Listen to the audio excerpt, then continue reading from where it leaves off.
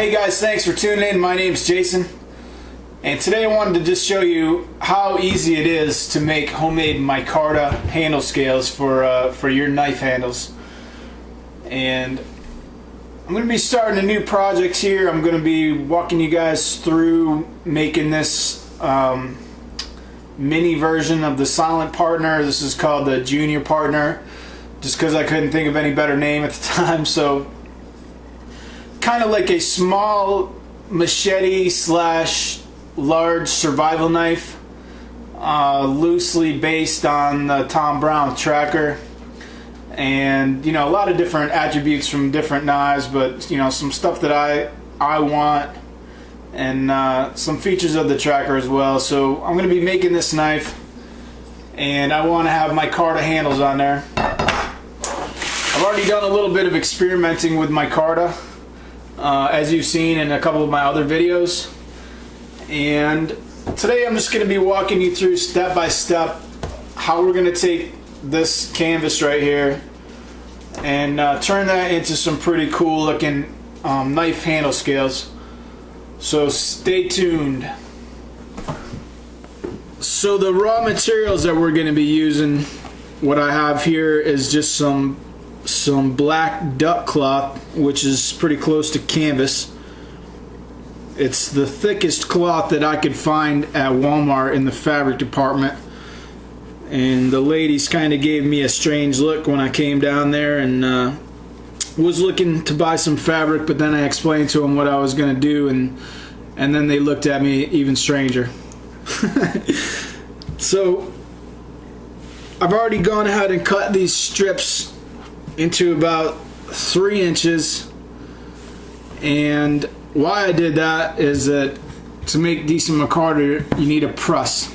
So I have this press here made out of 2x4s, and I want this to be just a little bit smaller than the 2x4 jig that it's going to go into.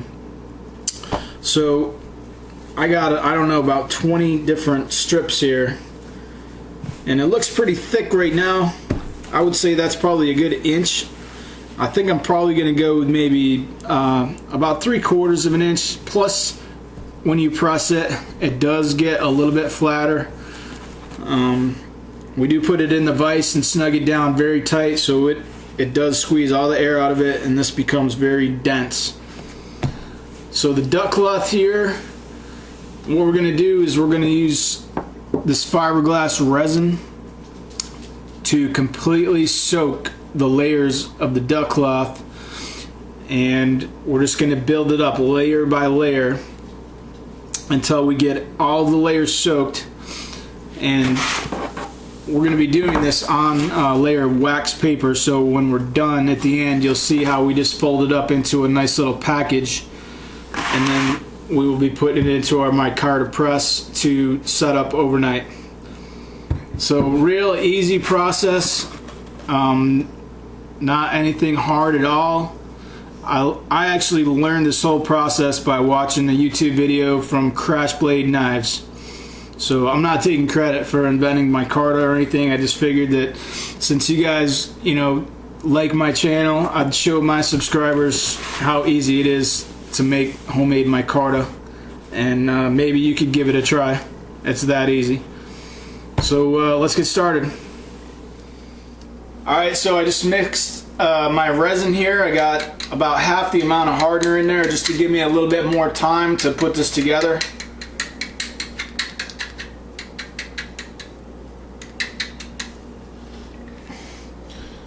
As you can see, I got a board covering up my countertop, so my wife will be a little bit more happy with me this time.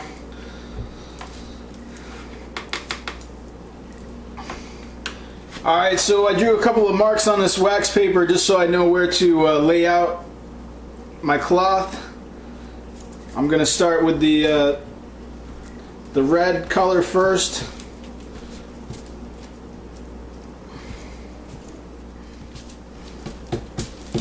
And you can see I'm just, you know, using my hands and a pair of latex gloves to spread this stuff on here.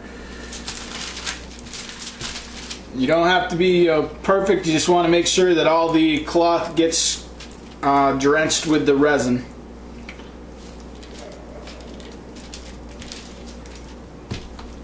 Don't worry about using too much. You know, if you have any excess, when you put it into the press, all the excess resin will come out. So, like I said, you do not have to worry about using too much. You want to make sure that everything is thoroughly soaked.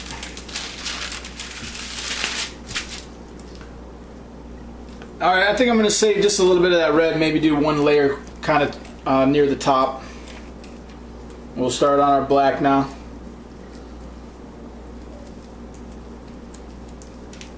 And this is pretty well oversized from what the actual handle scales are going to be, so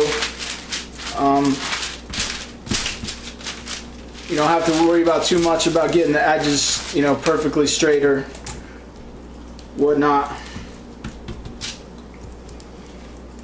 And you do kind of got to hurry with this. I mean, you only have a certain amount of time before the fiberglass resin will start to set up and get clumpy and hard to work with.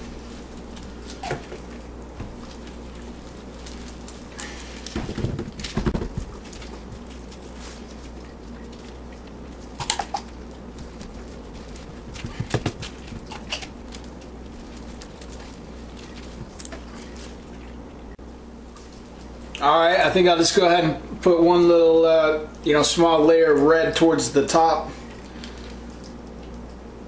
And that should be pretty cool when it comes out at the end. Hopefully, I mean, micarta, you know, you can experiment with all the colors and different patterns that you want to. That's the fun of it. There's no set way to do it. You know, it's pretty much up to each individual person who makes it, how they want to make it.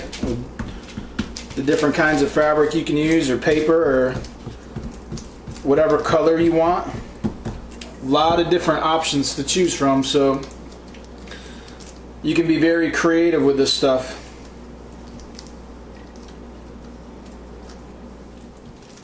Alright, so we'll put on the last couple layers of black here. Almost done layering. That's good because we're almost out of resin again.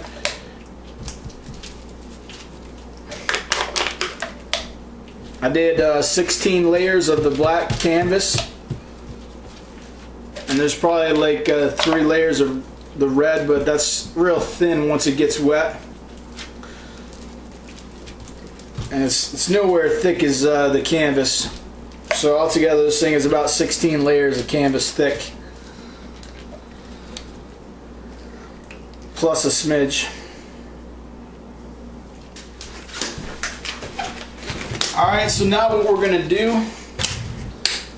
I'm just going to wrap this up into a neat little package. It doesn't matter if the red or the bottom layer folds over, that's fine. Try to get all the wrinkles out of it that you can. Although it doesn't, you know, won't kill you if they're still in there when you put it into the press. I'll just take the ends and fold the ends over. And this wax paper is sticky enough with the little bit of resin that's on there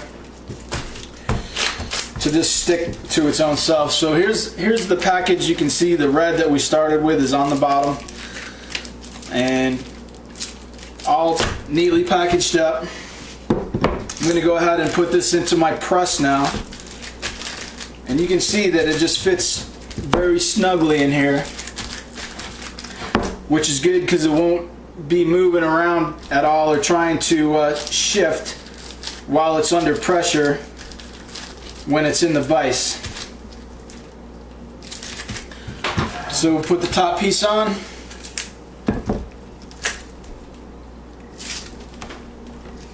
And now we'll take this outside and we'll put this in the clamp vise.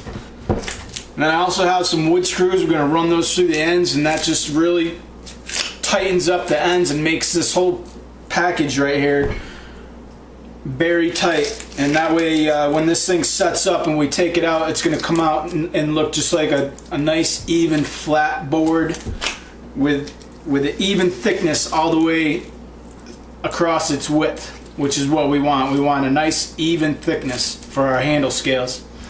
So let's go throw this in the vise outside. Alright, so here's the vise. We're just going to take this. First one I'm going to do is take the drill and screw these 4-inch wood screws down.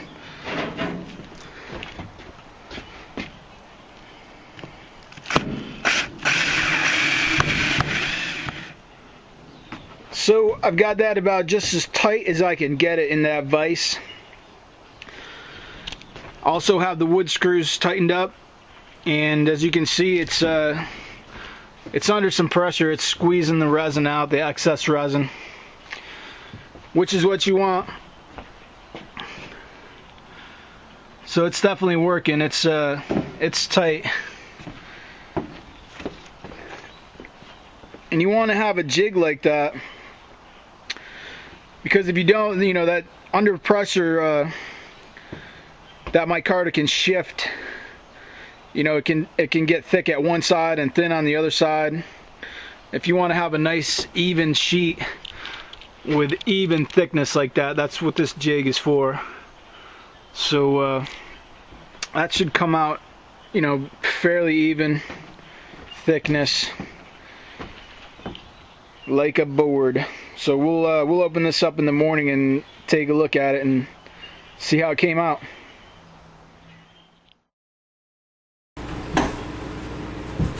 Alright, so this had a chance to set up overnight. I'm going to go ahead and take the screws out and see what it looks like.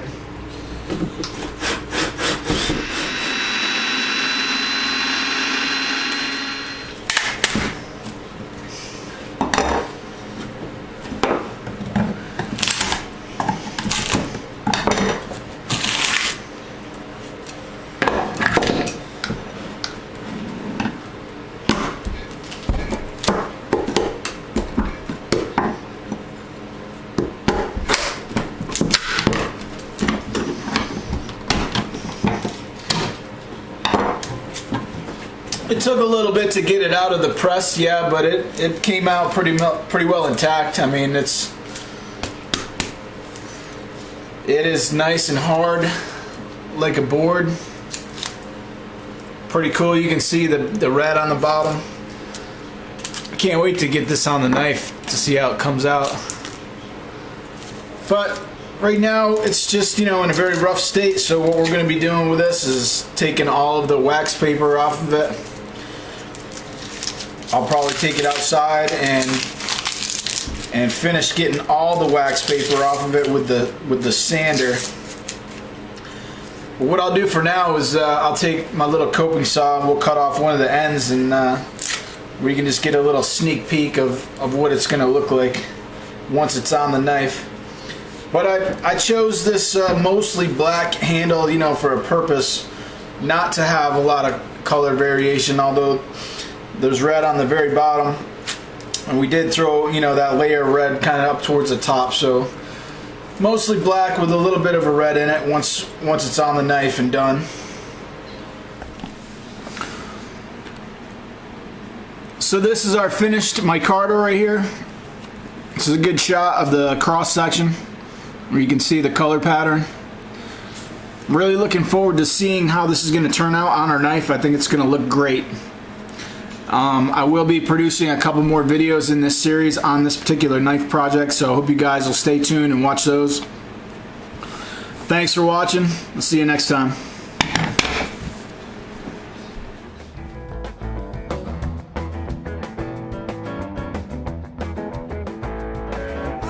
For the price of a flagon of rice, the wind busts the cabin. You speak of your life, or more willingly locust than lurking.